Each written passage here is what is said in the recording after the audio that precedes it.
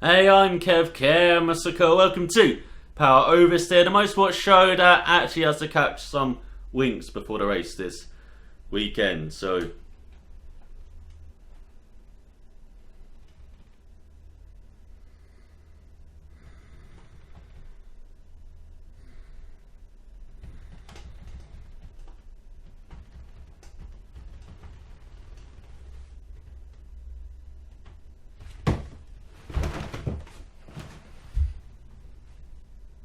what?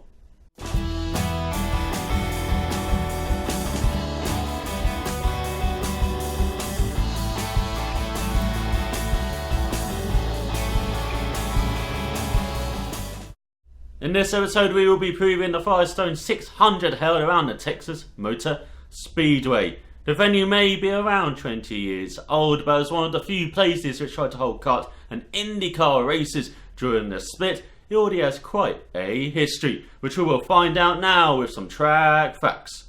The Speedway Motorsports Incorporated owned Texas Motor Speedway was opened in 1996 after costing $250 million to build. Located in Fort Worth, Texas, the 1.5 mile, 2.4 kilometer long oval has 24-degree turns, and the Speedway has been managed since it began by the much loved Eddie Gorsuch. The just over 180,000 capacity track was briefly called Texas International Speedway after a lawsuit from the Texas Thunder Speedway in August 1996. However, a settlement was reached a few months later in December, and the Motor Speedway name was reinstated.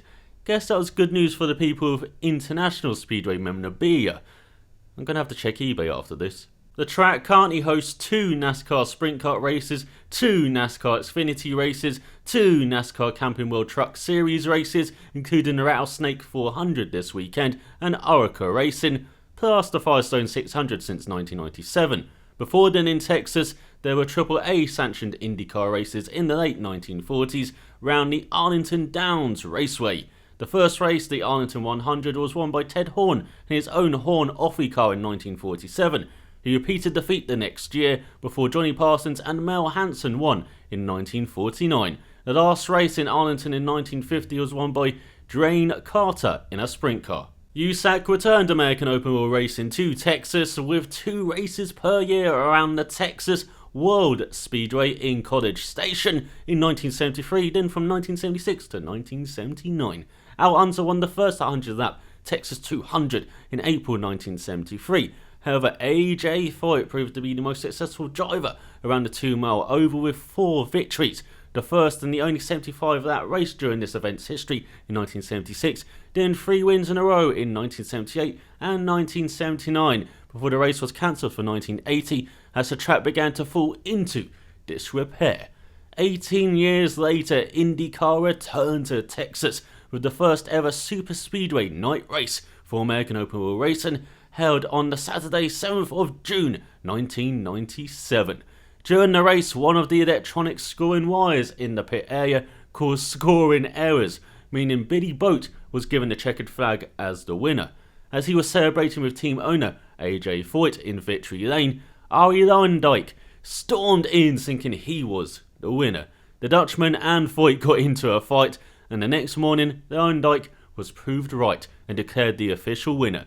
Foyt still hasn't handed over the winner's trophy, although Luyendyk has received a replacement from Gorsuch. After this race, USAC were removed from keeping timing and scoring for the then Indy Racing League, ending its 42-year association with IndyCar as the Indy Racing League moved its operation in-house.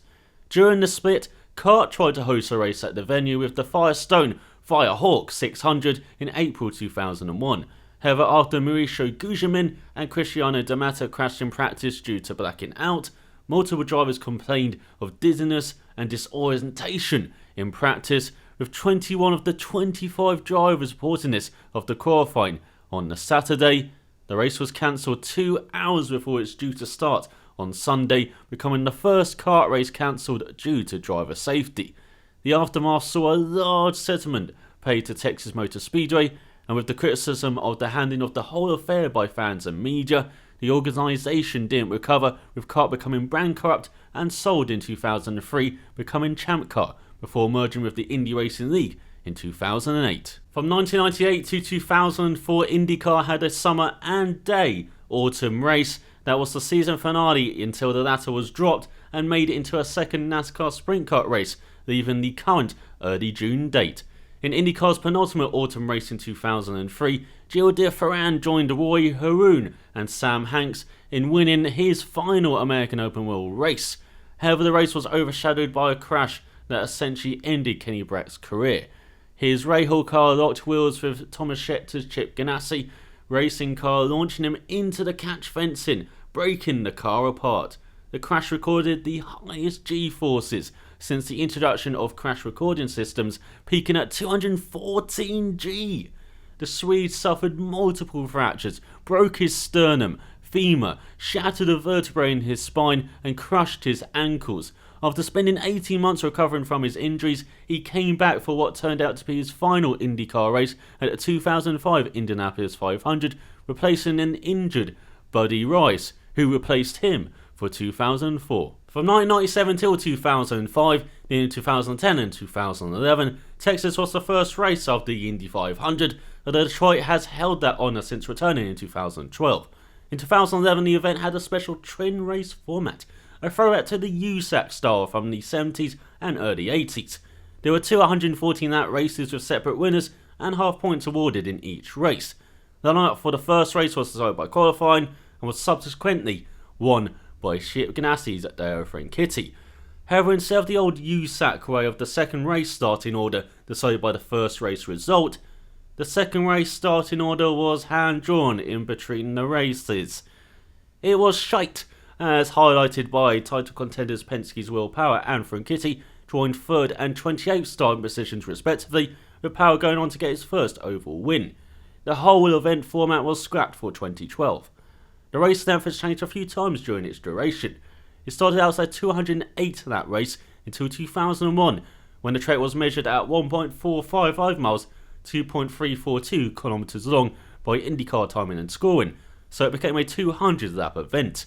In 2007, the race got extended to 228 laps, reverting back to using the traditional 1.5-mile measurement, thus becoming the Firestone 550 to create a longer product for time value purposes. The race was extended by another 20 laps in 2014, making it a 600-kilometer race. The most successful driver around Texas Motor Speedway is Helio Castro-Neves, who won the last autumn race in 2004, then won in 2006, 2009 and 2013. He has one more win than his former Penske teammate Sam Hornish Jr., who won in 2001, 2002 and 2007, his final IndyCar win. Of the current drivers behind Helio, Scott Dixon has 2 wins in 2008 and last year. Tony Kanaan in 2004, Will Power in 2011 and Ed Compton in 2014 all have a win each.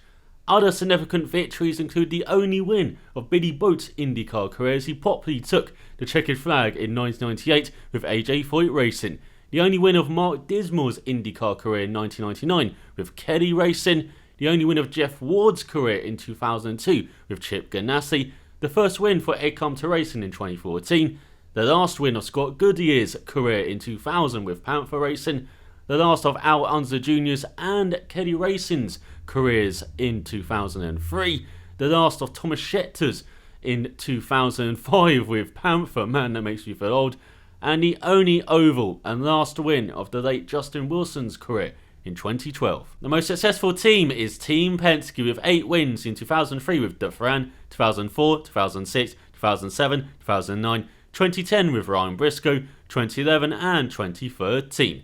Up next is Panther Racing, Kelly Racing and Chip Ganassi Racing with 4 wins. Apart from the big 2 of the current teams, Andretti Autosport in 2004 with Kanaan, AJ Foyt, Dale Coyne in 2012 and Ed Compton Racing all have a win each.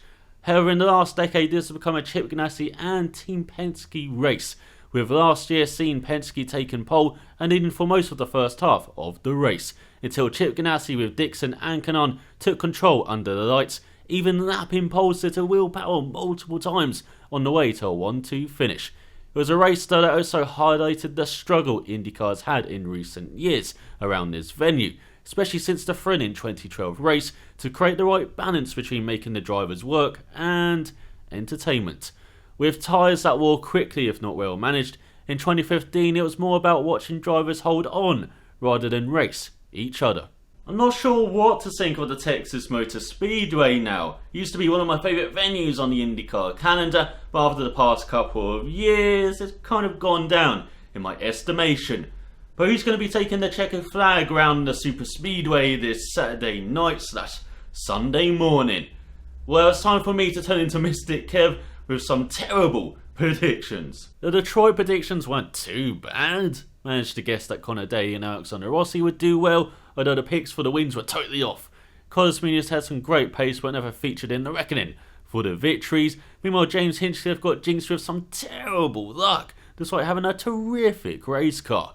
I don't want to say too much about Texas for him, but hope he bounces back at a track he gave the start command at last year. Hang on, is that enough to jinx him again?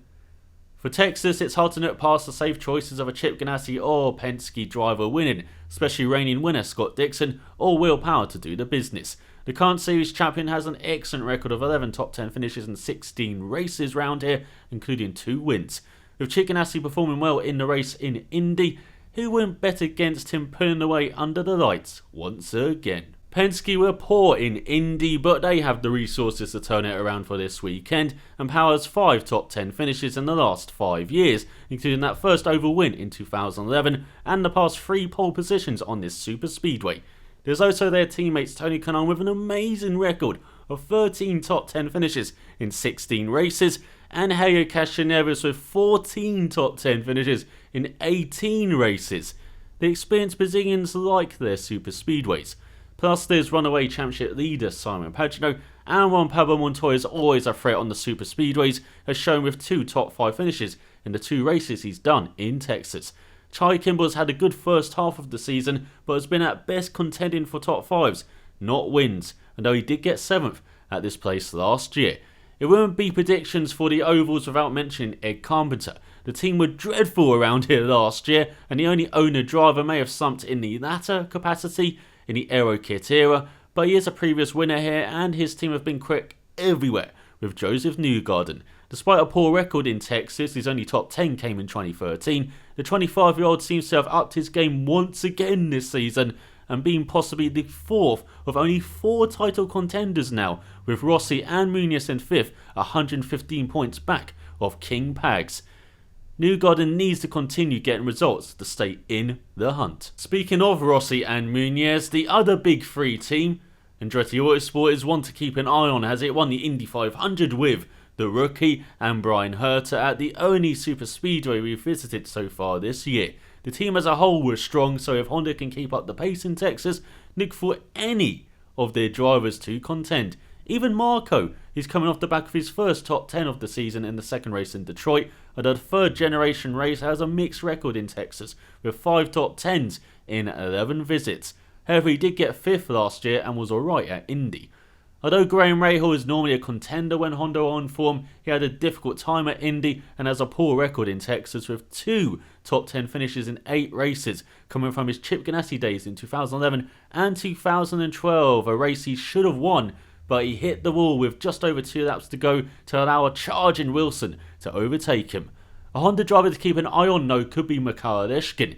It's been a tough year for the Russian and he's found it hard to get results, but he has pace on the super speedways as highlighted by his superb 7th place qualifying at Indy. And where did he finish in his only previous visit to Texas Motor Speedway in 2014? 7th, as he took the super speedway ovals like a duck to water in his rookie year. Maybe put a bet on the number 7 to finish 7th. It seems to be the Rapid Russians' lucky number. Who do you think will win the race Saturday night / Sunday morning? Who else should we keep an eye on this weekend? Let me know your much better predictions down below. But it's a condensed schedule for Texas, practicing qualifying taking place on Friday.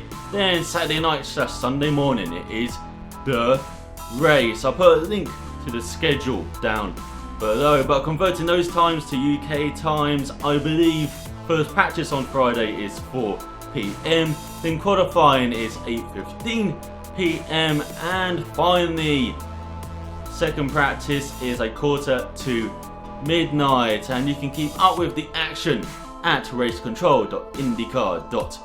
ElusiveKev.com with live timing and scoring, and I believe video as well.